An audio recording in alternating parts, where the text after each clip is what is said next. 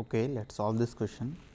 So, P, Q, R, S, T, U are sitting around a circular table facing center, not necessarily in the same order. Consider the following statements. P sits next to S and T. So, it is not a very, either this can be S, this can be T, or this can be T, this can be S. Q sits diametrically opposite to P. So, this is P. Let us see here, it is actually here are 6 people, but the image is with 5. No problem. We will consider this as Q. The shortest distance between S R is equal to the distance between T and U. So, let us consider this S, then S R equals to T U, this equals this. Okay. Based on the above statement, Q is neighbor of.